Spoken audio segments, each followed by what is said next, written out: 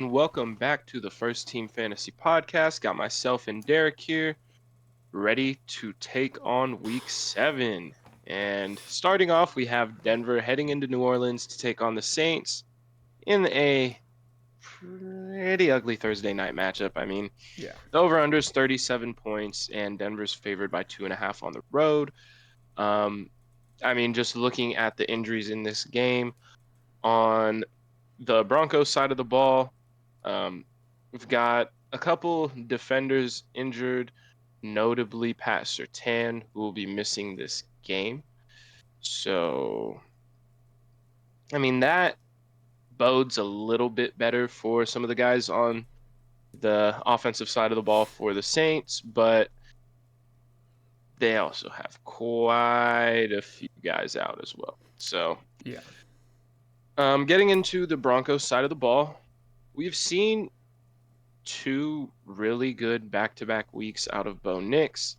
Um, I think, it's harder on a Thursday night to start your week out with, a stream like Bo Nix, because if it goes wrong, it is in New Orleans. The Saints defense is not terrible by any means.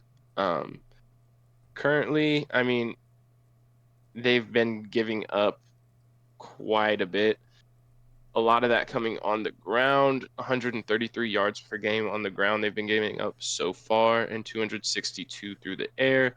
I don't necessarily think that, and a lot came last week in that 51-point game that they gave up to the Bucks, but I think that's one tough thing for them is their offense is in such a place that it's what we talked about, like with the Browns defense. Do they have a good defense? Yes, but if you're on the field that much, it makes it hard for those players who are very good to perform at a high level because, you're wearing them out that much more quickly.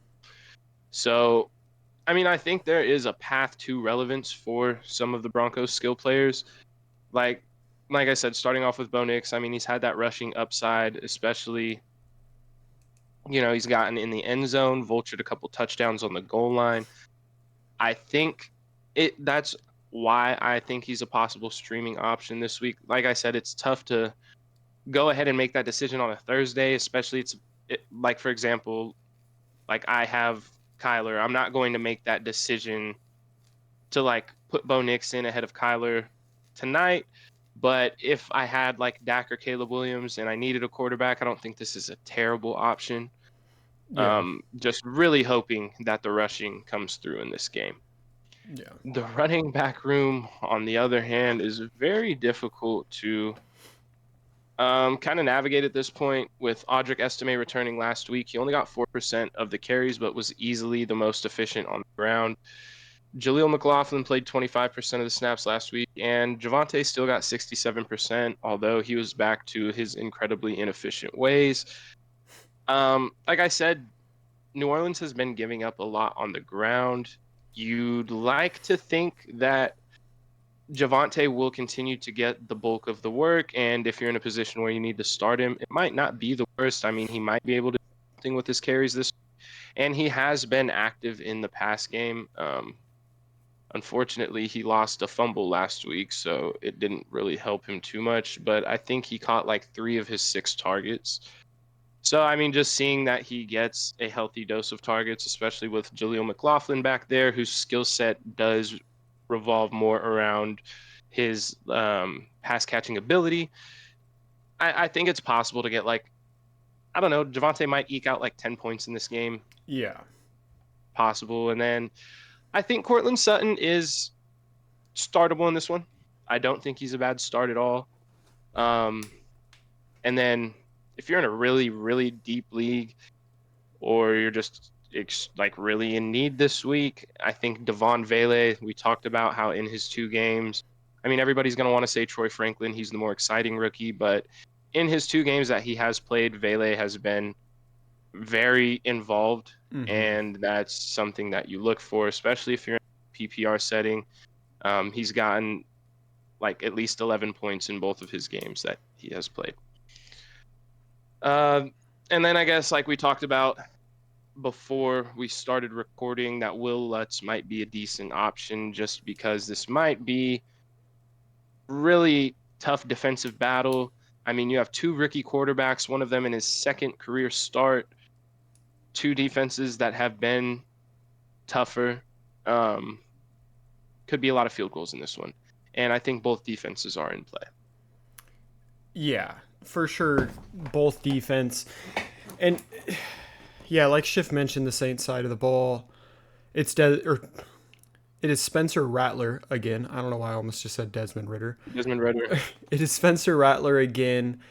And he is now appearing without Chris Olave, who is missing with that concussion he sustained, and Rashid Shaheed, who played last week but suffered a pretty serious knee injury and is out the remainder of the season because he is going to get a procedure to repair his meniscus. So, although the Broncos don't have Pat Surtain, the Saints don't have their top two pass catchers. So, I mean, those pretty heavily cancel out for a possible advantage the Saints had in this one. They've lost that. Spencer Rattler, obviously, we're not going to look to start him. Fantasy-wise, he wasn't terrible against Tampa. Denver obviously has a better defense. Kamara, we're clearly starting. And then you go to the pass catchers, and it's tough. Like, Bub Means appeared out of thin air this past week. He'd only been targeted one time in the first 5 weeks, and he hadn't played more than 10% of snaps. He played 71% of snaps last week, getting targeted 8 times, catching 5 of them for 45 yards and a touchdown. He right now is the number one trending player that has been picked up. Yeah, and it's to be noted that he is a rookie wide receiver as well. Their other option, Mason Tipton, but it was just a matter of next guy up with Yeah. like his involvement. There was no choice but to thrust him into that role. I mean, I think their starting 3 guys this week are Bub Means, Cedric Wilson, and Mason Tipton. Yeah. Yeah. Those are their 3. So that's the tough part is, you're looking for who they're going to pass the ball to because they're going to pass the ball. How successful they pass it, I'm not completely sure. I'm not crazy confident in it. But, I mean, if you're going to pick one of the 3 guys, it does seem like Bub Means has the highest upside of the 3. If you had Chris Olave and obviously he's out and you don't have a better pivot, or you had Shaheed and now he's gone for the season and you don't have a better pivot, if I like any of the 3, it's Bub Means the most. But proceed with extreme caution because, as Schiff mentioned, it's Thursday night, and if you make that pivot and one of these guys really burns you, it can hurt you to start the week. The tight ends, like Juwan Johnson, he saw 3 targets. He finished with 7.8 fantasy points, which isn't terrible last week. Foster Moreau will get a couple catches. I just, you're missing Cole Kmet and you're missing Jake Ferguson this week with the Bears and Cowboys on bye. So it's something to keep track of. If you want to play Juwan, I don't completely hate it, but I don't like it that much at all either. Taysom Hill will miss again, so that is a note. He's not going to eat into the share from the tight ends. It's just, it's going to be an ugly one. I don't think the Saints offer too much fantasy upside, really, outside of their defense, potentially. We actually have 2 top 10 fantasy defenses playing each other in what should be a pretty ugly game, but we'll have to see. Yeah. And I mean, just to touch on the Juwan Johnson thing, I mean, he's coming off of decent games for tight ends, 8.1 and 7.8. Obviously, the last game coming with Spencer Rattler at quarterback. He played 77% of the snaps, only got 3 targets, but he caught all of them. Mm-hmm. I mean, I just think like the thing is, there's other like Hunter Henry, for example, rostered in 28% of leagues. Sure, he got the touchdown last week. I just think the Patriots against like that Jacksonville defense in a probably higher scoring game where Drake May looks a little bit better. Mm-hmm. I'd rather go there. I mean, Cade Otton's still only rostered Yep. in 47% of leagues. He's been solid through the last 4 weeks. Excuse me, through the last 4 weeks, and he's going up against Baltimore this week. Talked about. I mean, you can take a look right now. They're giving up like 275, yeah, 275.7 through the air per week.